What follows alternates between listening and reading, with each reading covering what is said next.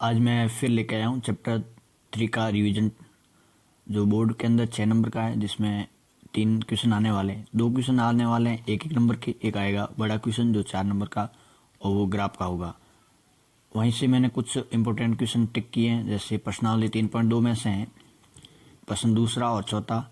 इसी प्रकार उदाहरण 9 है और 15वां है, और कुछ इंपॉर्टेंट फैक्ट के बारे में भी बात करेंगे। कुल मिला के यहाँ पर हम प्रश्न 4 और इम्पोर्टेंट फैक्ट के बारे में। डियर, प्रश्नावली 3.2 का एक क्वेश्चन है दूसरा, जहाँ से 1 नंबर का क्वेश्चन बन सकता है और बहुत ही अच्छा क्वेश्चन है। प्रकृति बतानी है आपको और तुलना भी करनी है। A1/A2, B1/B2 और C1/C के बीच में तुलना भी करनी है और उनकी प्रकृति बतानी है। आपको क्या होगा, 2 चर वाले रैखिक समीकरण देगा और वहाँ से आपको पूछेगा इनकी प्रकृति बताइए, या इनका हल बताइए, या कौन सी रेखा है वो बताइए। तो सबसे पहले मैं प्रश्नावली 3.2 का दूसरा क्वेश्चन है, उसका पहला ले रहा हूँ। 5x - 4y + 8 = 0, एक समीकरण ये, और दूसरा दिया है 7x + 6y -9 = 0। यहाँ पे ये दूसरा समीकरण दिया है। वैसे समीकरण एक वाले को अपन A1 B1 ऐसे लिखेंगे C1, और दूसरे को लिखेंगे A2 B2 और C2 लिखेंगे। इनकी तुलना करने पर अपन को पास A1 का मान मिल जाएगा 5, B1 मिल जाएगा -4, C1 मिल जाएगा 8। इसी प्रकार A2 का मिल जाएगा 7 और B2 का मिल जाएगा 6 और C2 का मिल जाएगा -9। फिर यहाँ पे A1/A2 तुलना करनी है भागों द्वारा, तो 5/7 आया, जैसे A1 A2 B1 B2 -4/6, तो उसको सरलतम रूप में लिख सकते हैं 2 से काट के -2/3। इसी प्रकार C1/C2 लिख दिया हमने 8/-9। तो यहाँ पे हम देखेंगे कि तीनों ही मान आपस में अलग अलग आए हैं, यानी तीनों ही बराबर नहीं हैं।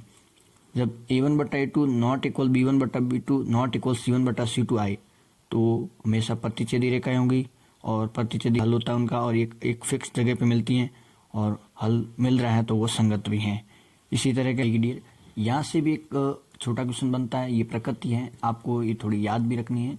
अगर आपको A1/A2 नॉट इक्वल B1/B2 और नॉट इक्वल C1/C2 मिलेगा, तो हमेशा कैसी रेखाएं होंगी, प्रतिच्छेदी रेखाएं होंगी, और उनमें अद्वितीय हल होगा। अगर हल हैं तो संगत हैं। इसी प्रकार अगर तीनों के मान बराबर आ जाए आपस में, तो वो होगी हमेशा संपाती रेखाएं, और में संपाती रेखाएं होती है जिनमें अनेक हल होंगे। अगर मैं बात करूँ तो प्रतिच्छेदी रेखाएं की, जैसे आपको एक अद्वितीय हल मिलेगा, कोई फिक्स एक हल मिलेगा जरूर। और संपाती रेखाएं ऐसी रेखाएं जिनके एक के ऊपर एक होती हैं, जिनका पथ एक हो, तो यहाँ पे आपको क्या मिलेंगे, अनेक हल मिलेंगे। इसी प्रकार पहले वाला मान A1/A2 और B1/B2 आपस में बराबर, लेकिन B1/B2 का मान C1/C2 के मान के बराबर नहीं आए, तो वो होंगी समांतर रेखाएं। जहाँ पर आपस में नहीं मिलेगी, कोई नहीं मिलेगी, तो उनमें कोई हल भी नहीं होगा, और कोई हल नहीं है तो वह कैसी रेखाएं होगी, असंगत। तो यहाँ से भी एक छोटा क्वेश्चन जरूर बनता है। और ग्राफ की विधि से हल कीजिए, आलेख की विधि से हल कीजिए। जो क्वेश्चन ये फिक्स क्वेश्चन है जो आएगा बोर्ड के अंदर। सबसे पहले आपको क्या करना है, ऐसे क्वेश्चन में आपको उनकी प्रकृति जरूर निकाल दीजिए। जैसे आपको यहाँ पे 2 समीकरण दे रखे होंगे, तो यहाँ पे इनकी प्रकृति निकालने समय ये पता चल जाएगा कि उनमें ग्राफ कैसा बनेगा, एक प्रतिच्छेदी रेखा बनेगा, या समांतर रेखा बनेगा, या संपाती रेखा। तो देखिए हमारे पास एक ऐसा क्वेश्चन है, जैसे 2x + y - 6 = 0 और 4x - 2y - 0। यहाँ पे पहले इनमें आपको A1/A2 और B1/B2 और C1/C2 निकालेंगे। जैसे यहाँ पे निकालते हैं तो A1 हो गया 2/4 A1/A2, तो आया 1/2 सरलतम लिखने पर, और B1/B2 आ गया अपना जैसे प्लस का 1/-2। तो यहाँ पे देखने पर आपको पता चलता है कि A1 और B1/B2 ये बराबर नहीं है। तो A1/B2 और B1/B2 आपस में जब बराबर नहीं है, तो प्रतिच्छेदी रेखाएं होती है, और प्रतिच्छेदी रेखाएं तो आपस में अद्वितीय हल होता है, और ये संगत होती है। अब हम इनको एक समीकरण 1 और 2 दे देंगे। यहाँ पे आप समीकरण 1 को लेके हल करेंगे। सबसे पहले आपको मान निकालने x और y के, यानी निर्देशांक निकालने। मिनिमम आपके लिए 2 निर्देशांक होने जरूरी है ग्राफ बनाने के लिए। और आप अपन 4 भी निकाल सकते हैं, 3 भी ले सकते हो, आपने अपने जैसे सुविधा अनुसार। तो यहाँ पे मैं 2 लेके इनका ग्राफ बनाऊंगा। पहले y का मान निकालना है। वैसे जितना हो सके भिन्न के रूप में नहीं आए, भिन्न के रूप में आने में थोड़ा अपन को कैलकुलेशन में थोड़ी दिक्कत रहती है। वैसे हो सकता है सही भी हो सकता है, लेकिन अपन भिन्न के रूप में ना लेके सही करेंगे। पहले y का मान निकालने के लिए मैं सबको उधर भेज देता हूँ। माइनस का 6 उधर गया प्लस में, और प्लस का 2 था वो गया -2x हो गया। यहाँ पे x = 0 लेंगे तो फिर y का मान निकल जाएगा 6, और x = 1 लेंगे तो y का मान निकल जाएगा 4। इसी प्रकार समीकरण 2 लेंगे। समीकरण 2 में y भी ले सकते हो, x भी ले सकते हो। तो मैंने थोड़ा सा x पहले लिया, x का मान निकाल रहा हूँ यहाँ पे। तो -4 उधर भेजे प्लस हो गए, और -2y उधर भेजे तो प्लस हो गए, और 4 यहाँ गुणे में थे उधर भाग में चले गए। अब यहाँ पे ऐसी वैल्यू पुटअप करनी है ताकि ये भिन्न में ना रहे।